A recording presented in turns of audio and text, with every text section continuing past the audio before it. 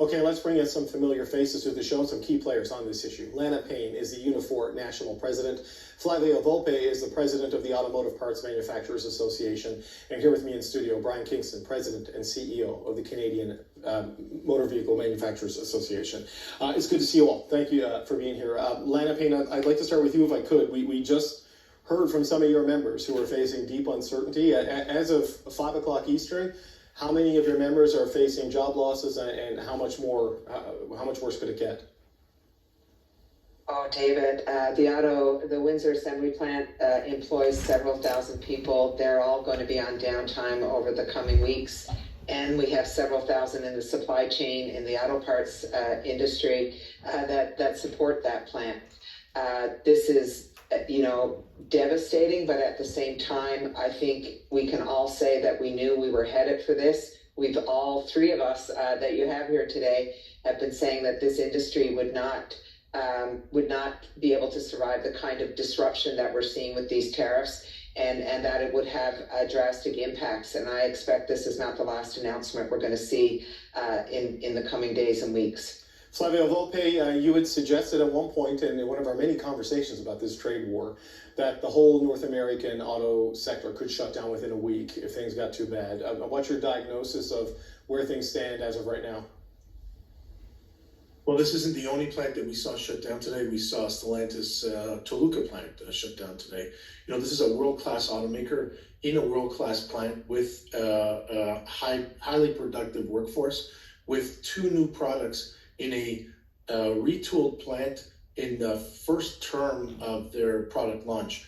Closing for 2 weeks in April is not normal. A few people may tell you that. The same thing with their plant in Toluca. Lana touched on it. There's 7,000 to 10,000 people that work for part suppliers on both sides of the Detroit River that will have tools down over the next 2 weeks at least here. And not because the people at Stellantis don't want to make cars. It's because there's a tariff that is 4 times the size of their profit margin and the profit margin of their suppliers.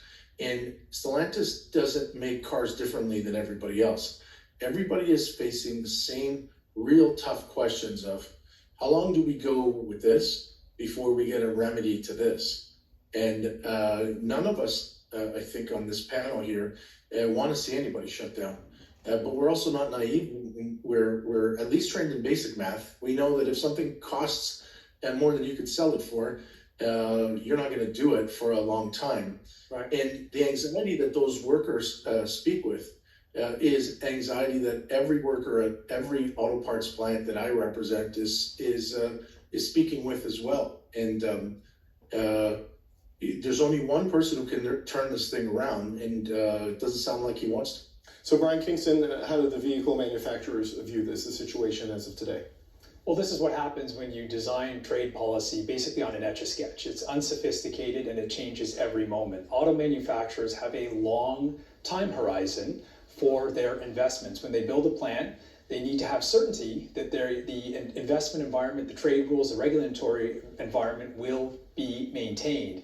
Overnight, that has been thrown into disarray. And what's so disappointing about all of this is that just last week when we were speaking, the industry was outlining what the impacts of these tariffs would be. Costs will go up through the supply chain. Demand will go down as consumers will not have the ability to go out and buy vehicles, and ultimately production will slow. This has been laid out, it has been made crystal clear to the administration, and they have proceeded with this policy anyway. So what we're seeing today is this playing out in real time. This is what happens when you put in place massive tax increases on businesses across the board. The impression I've had, Brian Kingston, though, about your sector from our many conversations, the four of us in various moments of this trade war, is that this will be almost like a contagion, that it starts with one plant, then a second, then a third, then a fourth, and it just keeps going. I mean, how long can it stay operational, given what Donald Trump has done to the profit margin and the economics of the current business? The timeline is not encouraging because the cost increases are so significant. And what has been added to the auto tariffs, which are devastating in their own right.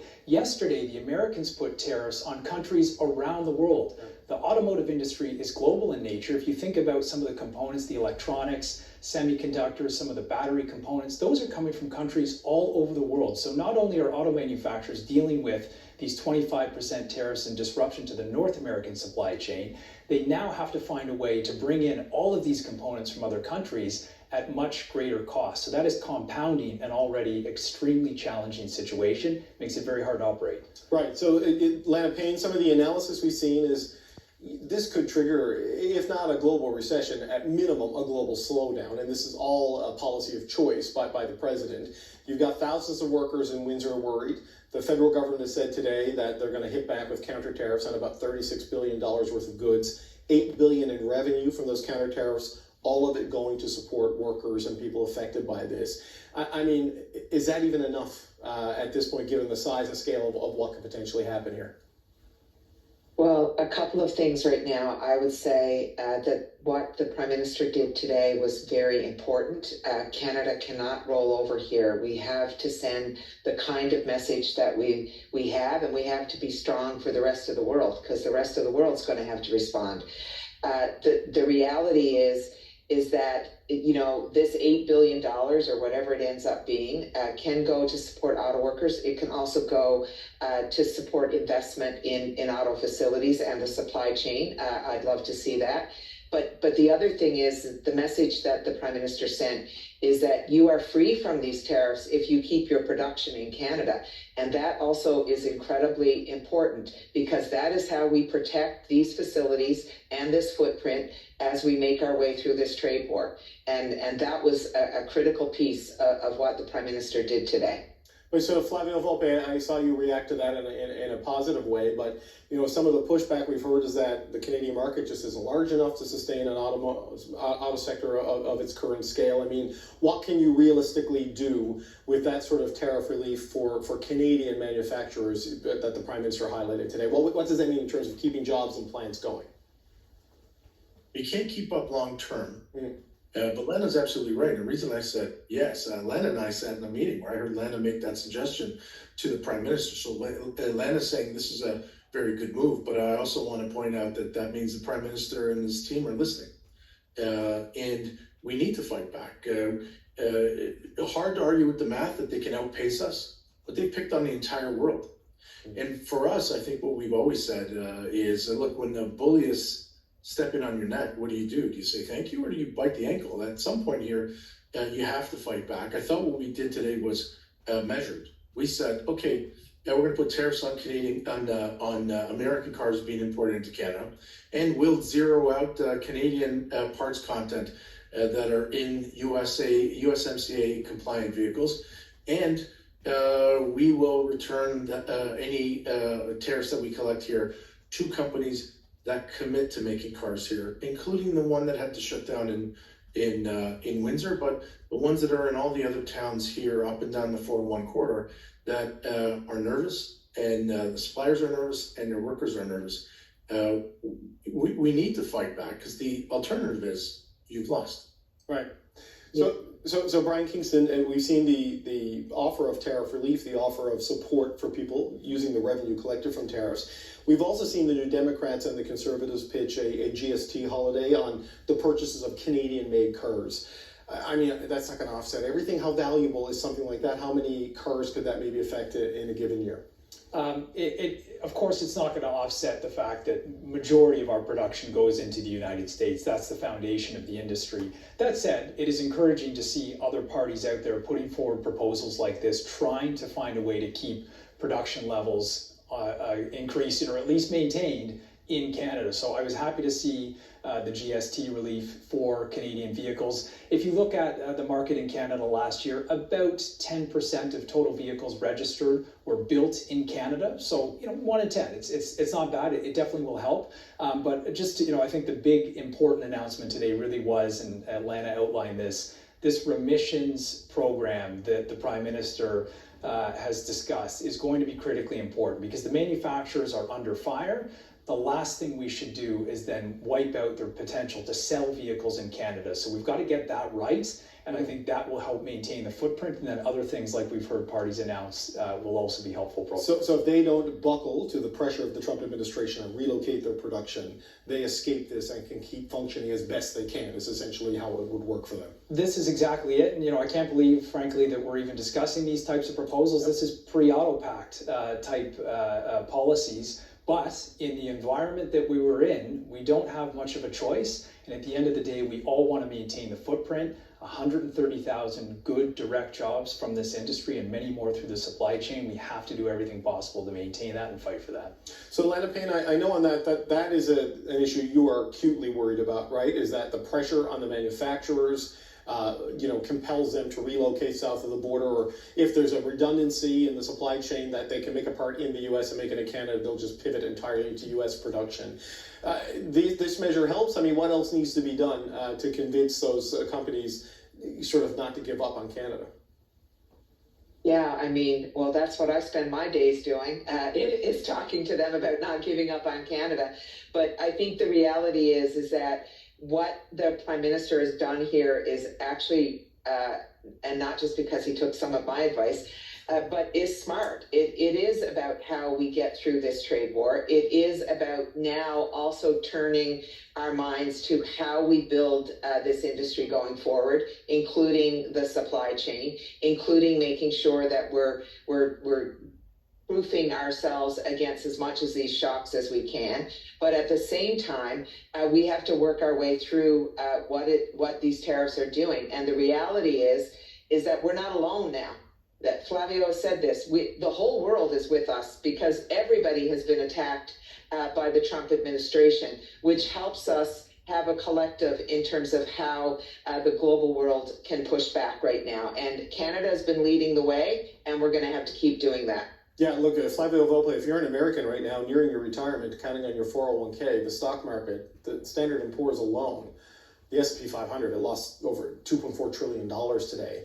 But despite all of that, you heard what Mark Carney said today, that this is not going to be short term. This is going to be a long haul, it seems, because there is no sign of the president backing away from this in spite of all the data and all of the economic self-harm that's happening here. So, I mean, what's the horizon before real, and I'm not minimizing what happened in Windsor today by any stretch of the imagination, but before that, the more dominoes start to fall in real substantial numbers beyond 2 weeks shutdown? Look, S&P Global and Cox Automotive, Wedbush Advisory, there's a whole bunch of organizations that have an incredible infrastructure, thousands of people crunching numbers. They all say 1 or 2 weeks. Now, I'm sure that the Trump administration reads those same reports and probably trying to mitigate some of those by delaying tariffs on auto parts until May the 3rd. But the market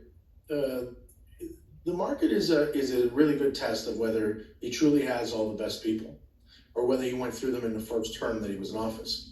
And today the market said, you guys are dummies, and you've hurt Americans first. And the markets are relentless. They open again tomorrow. And those markets will also dictate some of the reactions in some of the auto capitalists. As you try to tough this thing out and try to mitigate the crisis, if the market loses confidence in you, you're going to have to make tough decisions like Stellantis did. I wish that we weren't having this conversation. I really do hope that we figure it out, because the companies that I represent rely on those volumes.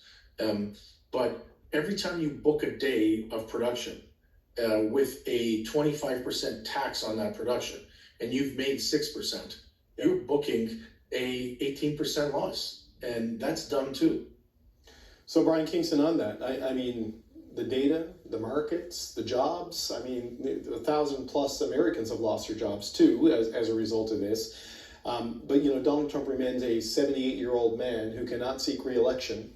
So there's a concern that he has kind of nothing to lose politically. So I mean, where do you see the pain point being with the United States that can move him off this? It's the economy. It's all about the economy. And look, they may try and sustain this policy for a few days, but I continue to believe that the U.S. is now potentially going to go into recession. we're going to see vehicle prices going up between $4,700 and $10,000 US. You will see unemployment, you will see production stoppages. I don't believe that the American consumer and the American voter has signed up for that. And it may take some time to realize how bad this damage will be, but when you go to buy a new car in the United States and you either can't find one or you're being asked to spend $10,000 more, I think we're going to see a pushback. It will be the markets, it will be the economy that disciplines this type of policy. So Lana Payne, last word to you on what the Prime Minister said today, that this won't be short. It's going to require sacrifices and it's going to hurt. I mean, how bad a scenario are you bracing for right now, given the way the President and his people seem to have dug in? I can't articulate it, David, because that's the stuff that keeps me awake at night.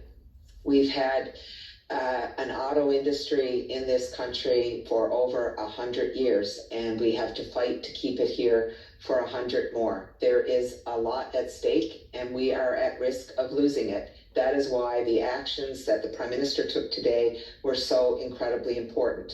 And we have to remember that we have tariffs coming down the pipe on a whole bunch of other parts of our economy where we also represent workers. So we're going to have a hell of a fight on our hands, but now Canada is in a position to do it. Okay. Look, I want to thank you all for being so available with information and with your time throughout the course of this. Lana Payne, Flavio Volpe, and Brian Kingston, we always appreciate it. We're going to take a break, but later this hour, the Power Panel is going to join me to react to